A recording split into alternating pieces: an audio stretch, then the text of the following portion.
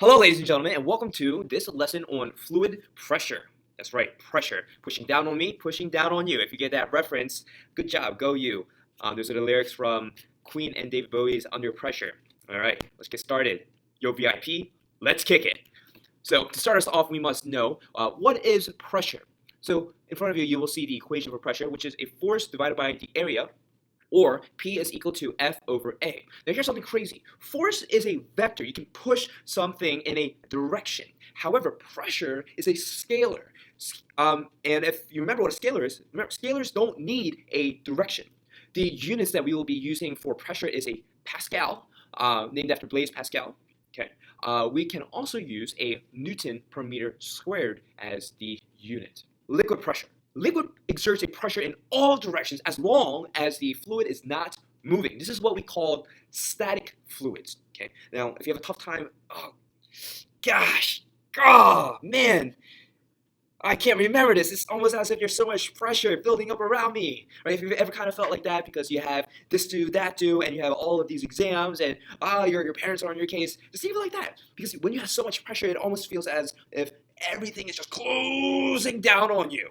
Okay. Now, if you look at the second image, that second image does a great representation of what a single molecule might feel when it's submerged in water. Okay, so this single molecule, we can say that it's small enough so that it can affect the effects of gravity, and we can see that pressure is all around. Now, the third picture is a image of a demonstration that you can look at. Now, you can also do this with a water balloon.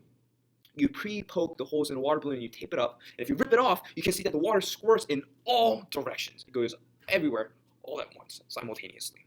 All right. Now, if you've ever been submerged underwater, like you're a diver or if you're a swimmer, you know this is the case. You know that water pushes down on you because when you're submerged underwater, you can feel the water on top of you and all around you just pressing on you. Now, here's a cool thing, and this is one of those things that you do need to memorize. Pressure, or the force caused by static liquids, will always be perpendicular. Perpendicular. Now, the reason why it's perpendicular is because if it was parallel, and we know that the liquid is static, that means it's not moving. If the force was parallel, that means there's a force pushing the liquid up. If there's something pushing the liquid up, that must mean that there's a current. If there's a current, that means it's not static. Okay? So the force must always be perpendicular to the surface. We know this is the case because if we take a look at that demonstration once more, if you take a look at it, the water that is shooting out is perpendicular to the surface. Okay, remember, always perpendicular, never parallel. Okay, so with all this talk about pressure, let's get down to the pressure equation. Pressure is equal to rho g h. Rho, of course, being density, g being gravity or acceleration due to gravity, and h being the height that the object or the point that you're looking at is submerged in a liquid. Now, I believe it is a Drake song that it helps you memorize it. To the tune of Hotline Bling, rho GH, it equals a pressure thing. Rho GH, it equals a pressure thing. All right, so let's get some notes down. Pressure, or P, is equal to rho GH. The area, okay, so it doesn't matter if you're looking at a tiny little area in the water or a large area in the water like this, it doesn't affect the pressure at a given depth. And what that means is that along that height, the pressure will always be equal. Okay. Pressure is directly proportional to the density and to the depth within the liquid, directly proportional. So if the density increases, the pressure also has to increase. If you go further down into the liquid, the pressure also increases. And we all know that the acceleration due to gravity doesn't change, it's a constant, so that doesn't really matter. Okay. Pressure at uniform equal depths is the same, and that is just saying that at different spots along the same height, the pressure will always be the same. So with that in mind, let's take a look. We have 4 containers here. We have container A, B, C, or D. At the very, very bottom of the container, which one has the largest pressure at the bottom? It is, of course, D. Now, why is it D, you might ask? Well, let's think about it. If we take a look at D, it has the most amount of water. So the change in height is the greatest. Okay, now there's this thing called absolute pressure. So believe it or not, what you are constantly feeling is air above you pushing down on you. You can actually measure how much that air is. But we call that air pressure naught or the zero, okay, or the initial pressure. Okay, that's how much pressure is above you. Now, if you're measuring at sea level at a certain temperature, that is 100,000 pascals. Now, here's a cool little factoid. This chart shows you why ice floats and cold air sinks, and why fish don't die. Okay, we know that cold air is more dense, and we know that denser things sink. Cool fact: water is the most dense right here at about 4 degrees Celsius. Okay, so not at freezing. In fact, when water is at freezing temperature, aka ice, it is less dense than what we would assume water to be. And that's why we have icebergs that float above the water. Okay, but only a certain percentage will float above the water. So that's why ice floats.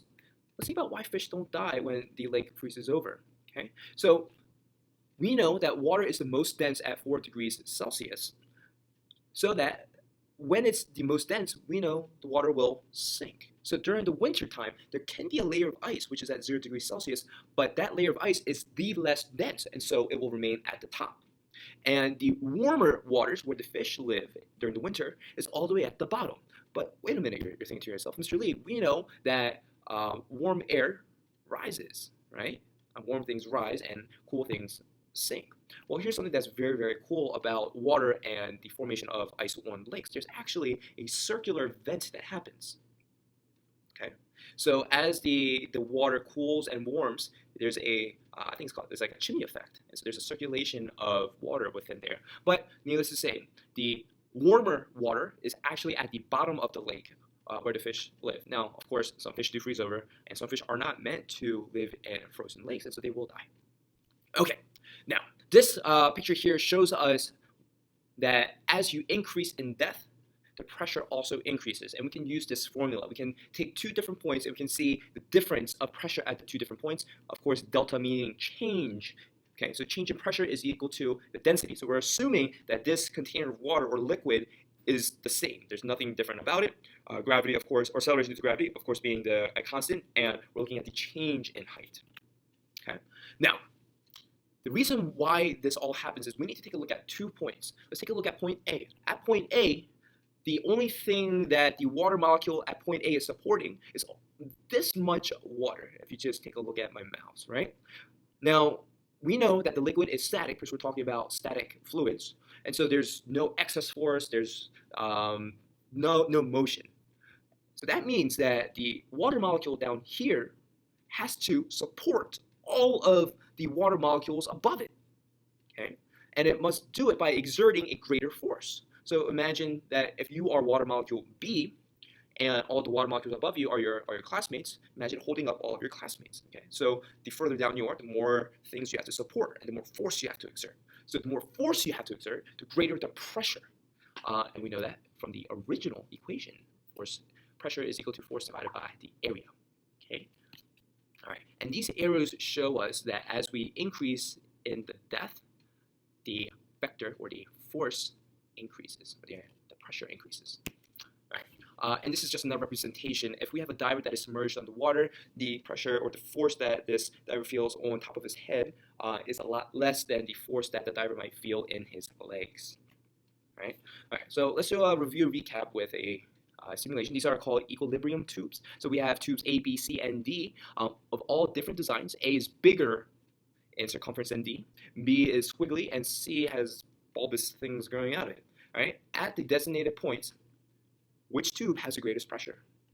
Just come up with the answer. Okay. Now, we're submerging. We're underwater. Okay. Before we're at the surface. Now we're under the water, and these are all at the same height. Which tube has the greatest pressure? All right, let's go all the way to the bottom. Which tube has the greatest pressure? Now, if you've ever had your blood pressure taken, or if you want to go into the medical field, this slide is for you. Whenever you get your blood pressure taken, they wrap the device around your arm, and this image here shows you exactly why it needs to go to the top portion of your arm. Because at that point, we can see that the cuff, as it's called, or the instrument, is right at the same height as your heart. So the pressure that your heart is exerting, we can feel, or we can read the same amount of pressure on your arm. All right, so a recap. Water pushes on all sides. As height / the depth increases, the pressure increases, which is also increases the force. The pressure depends on the molecules pushing against each other. This video was for static fluids. Static means that not moving. Pressure at equal heights are all equal.